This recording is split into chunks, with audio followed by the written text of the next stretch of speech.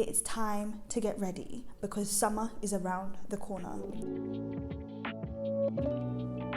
Okay, cool. Hey everyone, welcome back to my YouTube channel. My name is Morvialee and today we are talking about spring cleaning our careers.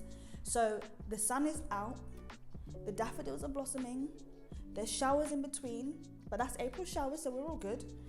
But it's time to get ready because summer is around the corner.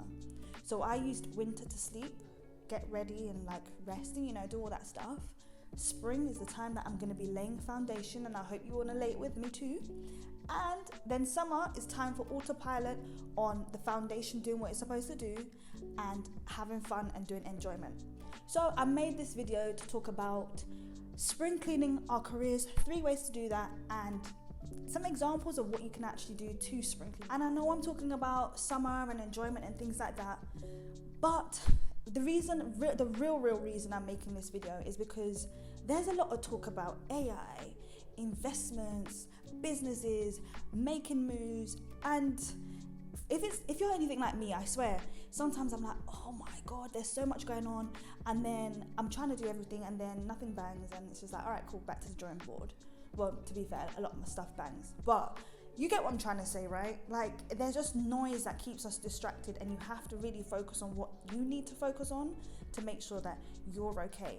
And with all the talk about careers and AI taking over or property investment and things like that, people may be tempted to walk away from what they've got going on in thinking that there is other things that are better, but that's not necessarily true. Sometimes you have to lay your foundation so strong that when you do your next thing and you go for the next income stream, the foundation is still paying you, the foundation has still got you, so you're always good regardless.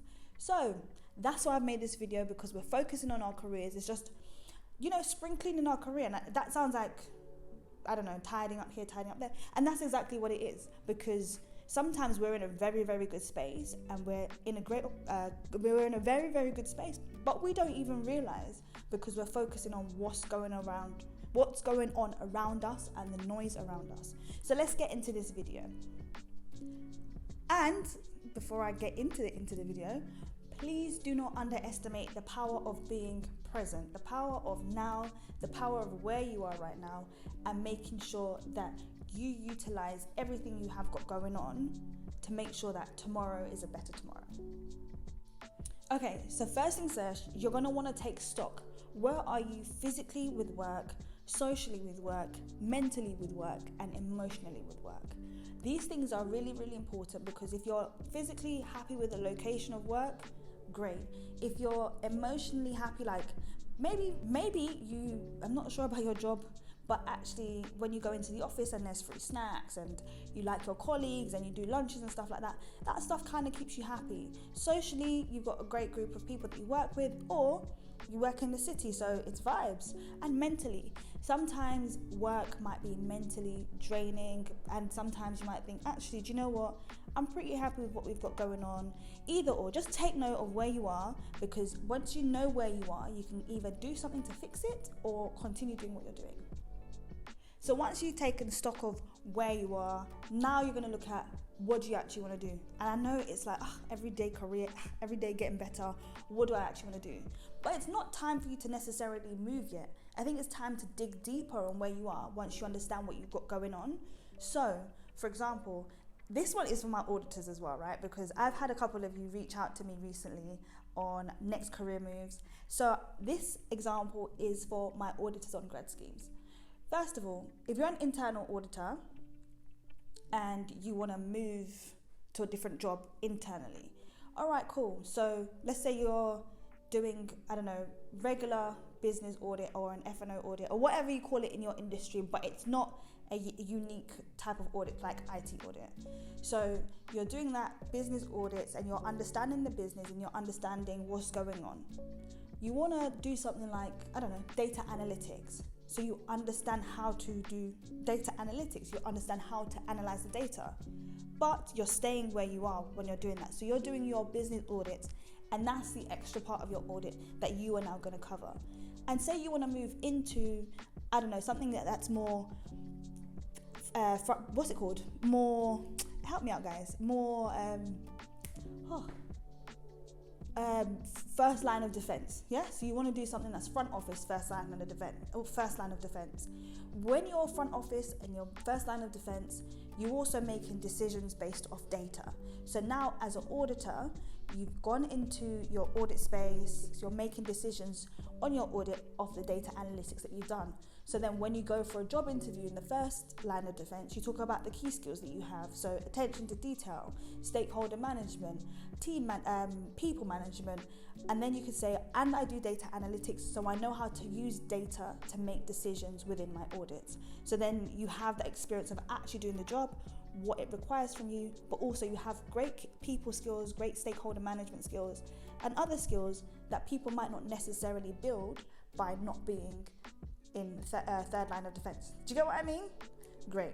You have got your bank of skills, you've taken stock, you know what you can do, what you're great at, but actually you want to move into a different industry. So for example, if you're working in professional services and then you want to move into entertainment, insurance, I don't know, whatever industry you want to move into, you look at what your firm offers. You don't even need to change your job role right now. What you need to look at is what departments does your firm offer, right? What industries does your firm cover? So when you look at those industries, you then say, all right, sweet, I'm going to see if I can get myself on a audit for Sky Entertainment, or audit for, I don't know, a different bank, I don't know, Goldman's, whatever, wherever you work, you want to go into, or you want to work for clients that are in the industry that you're covering. And then you spend some time there, you figure out how the industry actually works. And by doing audit, business audits, financial audits, IT audits, whatever audit you're doing, by doing those, even data analytics, whatever you're doing in that space, you will understand how the business works.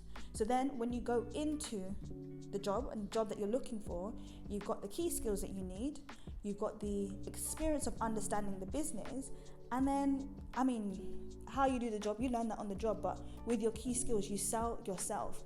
And if you want to know how to sell yourself, I've got another video here on preparing for interviews. I've got a couple, so you click that link and then you can see the rest of them. Prepare for interviews, and then you'll be able to rock them. Just by taking a stock take, you know what you have got going on and you are able to kill the game. Okay, cool. So we've taken stock, we know where we're going, and remember, it's all about being present. So even though we know where we're going, we're preparing for where we're going, where we are now, right? I just want to make sure that's clear. It's not about knowing where we're going and then going there. Let's get what we need now before we get there. So when we get there, we're all good. The third thing is tidy up loose ends. And when I say tidy up loose ends, this is not a gangster film, okay? So I don't mean like getting rid of the snakes or all of that crazy stuff that happens in these gangster movies. I mean getting your day-to-day right. Getting rid of those habits that do not serve you. So for me, this is a big one. Time management. You know, for me, since I've been in my new role, my boss, and you guys know I hate the term boss, but I'm using it now. My boss is like bums on seat 9 o'clock for all of the staff, right? Bums on seats 9. And I used to say, oh God, I'm not used to being told what time to come in. So I rock in at 9:15 and do all of that jazz. But actually, as I grow my role and grow capacity, I realize I should even be here for 8:30, even maybe 8 o'clock, because I need to get the most out of my day. So time management, being somewhere on time or even being early, those things are, those two things there are representatives of a serious somebody. Someone that's always late and always doing laissez-faire and stuff like that. It doesn't mean that they're not serious, but you won't get the most out of your day or the most out of the season if you are not on time.